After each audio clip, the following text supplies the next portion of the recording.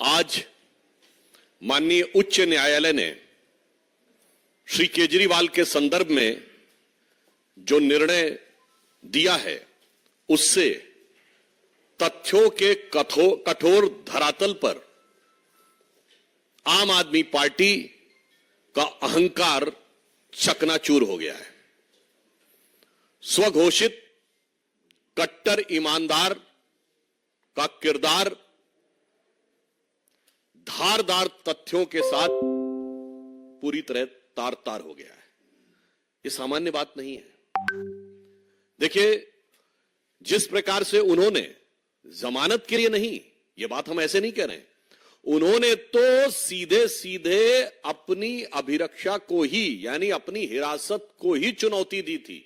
अहंकार यह था कि मुझे छूट नहीं चाहिए, मुझे दूसरे को गलत साबित करना, इसलिए मैंने कहा कि वह अहंकार चूर चूर हो गया है। क्योंकि माननीय न्यायालय ने जो अभी मीडिया में प्राप्त सूचना उसके अनुसार यह बिंदु स्पष्ट कहा है, court clarifies that the petition is for deciding the arrest is illegal. क्योंकि उन्होंने तो सीधे यह कहा था कि अरेस्ट ही इलीगल है, यानी वो जमानत मांग ही नहीं रहे थे और इतनी बड़े अहंकार के साथ वो आगे बढ़ने का प्रयास कर रहे थे।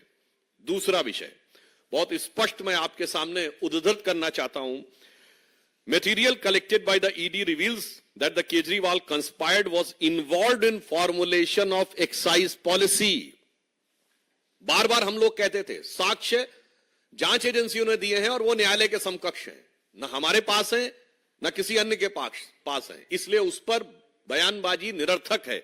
स्पष्ट रूप से कोर्ट कह रहा है कि जो साक्ष्य दिए गए उससे प्रतीत होता है कि वह नीति बनाने में बाकायदा कंस्पायर्ड द एक्साइज पॉलिसी, और फिर लिखा हुआ है was involve in the formulation of the excise policy and use the proceed of crime. यानी वो नीति निर्धारण में मुख्य कर्ता धर्ता थे और उससे प्राप्त चीज को अवांछित आपराधिक चीजों में प्रयोग किया गया। He is also allegedly involved in the personal capacity in the formulation of the policy and demanding the kickbacks, and secondly in the capacity of national convener। यानी प्रथम दृष्टया वो नीति को बनाने में मुख्य सूत्रधार थे और फिर उसके बदले में धन प्राप्त करने में अपनी दूसरी भूमिका यानी आम आदमी पार्टी के संयोजक के रूप में कर्ता धर्ता थे। उसके उपरांत माननीय न्यायालय ने एक और गंभीर ऑब्जर्वेशन दिया है। Court says doubting grant of the pardon of the approver amounts to casting aspersion on judicial process। अर्थात किसी को जमानत दी गई या नहीं इस पर टिप्पणी करना सीधे सीधे न्यायपालिका के ऊपर टिप्पणी करने के समान है। भाई अगर आप देखें तो इसी आधार के ऊपर अभी संजय सिंह जी को तो बेल मिली है। आप इस ढंग से राजनीतिक आधार के ऊपर कोर्ट के निर्णयों के ऊपर समीक्षा, आक्षेप और कटाक्ष नहीं कर सकते। इसके आगे और स्पष्ट रूप से कहा गया है, who gives ticket for contesting election and who purchases electoral bond is not the concern of the court. ये बहुत महत्वपूर्ण प्रेक्षण है, is a very significant observation by the high court कि किसको टिकट दिया गया, किसने इलेक्टोरल बॉन्ड लिया, इस विषय का कोर्ट की प्रोसीडिंग से कोई लेना देना नहीं है। अर्थात जो एक कानूनी विषय को वह राजनीतिक विषय बताने का प्रयास कर रहे थे, that was cleverly when he was trying to put a cover of technicality on their hidden motive of politicality which has been totally discarded by the court. अब देखिए एक और बिंदु पे कहा है, the investigating agency under the criminal jurisprudence can't be directed to conduct the investigation as per convenience of the person. जो वो बार बार कहते थे कि ईडी हमें ये बताए कि इस तरीके से मुझे जवाब देना या उस तरीके से मुझे इस कैपेसिटी में बुलाया जा रहा है, इस कैपेसिटी में। बहुत स्पष्ट कहा है कि आरोपी को यह अधिकार नहीं है किसी व्यक्ति को कि वो ये तय करे कि किन नियमों, किन प्रावधानों या किस प्रक्रिया के तहत अथवा किस रूप में जांच एजेंसी उससे जांच करना चाह रही है।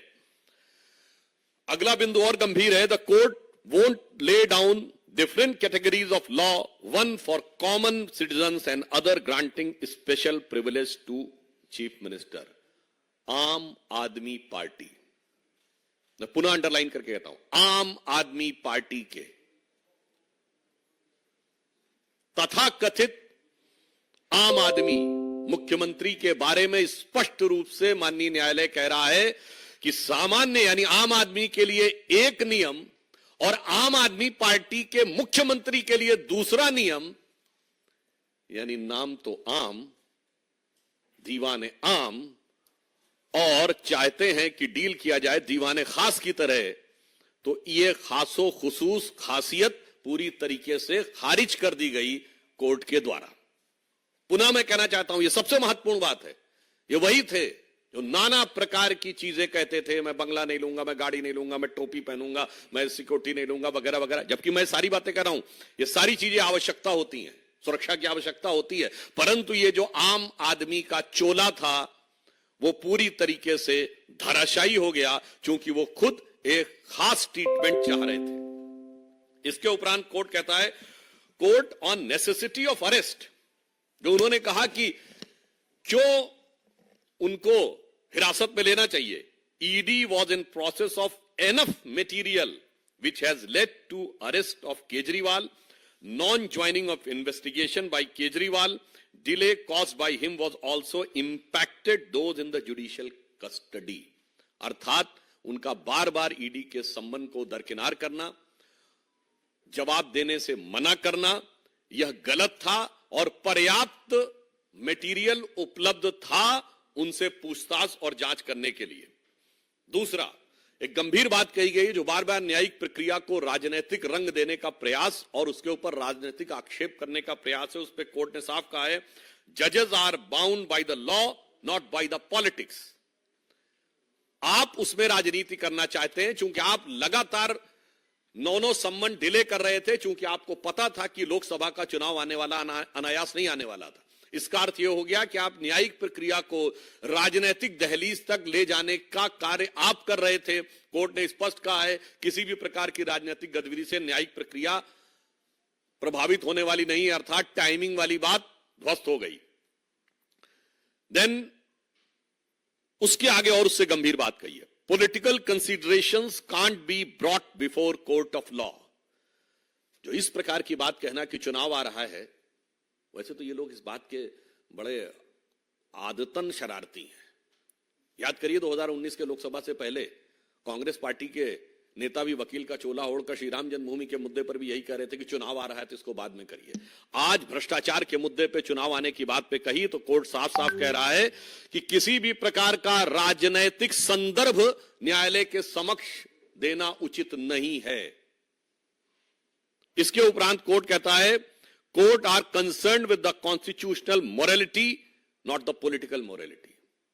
कोर्ट साफ कहता है कि जो आप तथाकथित अपनी नैतिकता राजनीति का बात करते हैं, इससे कोर्ट को कोई मतलब नहीं है, वो केवल हार्ड कोर फैक्ट्स के बारे में कहता है। अब आगे की बात और भी गंभीर है, जो कहते थे चवन्नी नहीं मिली। इस पॉइंट में माननीय न्यायालय कहता है, this court holds that ED was able to place enough material statement of the approvers and their own candidate stating that was given to for Goa elections, it completes the chain regarding the money sent for Goa elections। यानी जब उनके स्वयं के प्रत्याशी ने यह बयान दिया है कि उसको इस प्रकार का धन इस स्रोत से प्राप्त हुआ है, तो यह प्रथम दृष्टया इस संदेह की पुष्टि करता है कि पैसा कहां से आया। जो कहते थे चवन्नी नहीं मिली, अब चवन्नी नहीं, वो करोड़ों का ट्रेल मिल रहा है।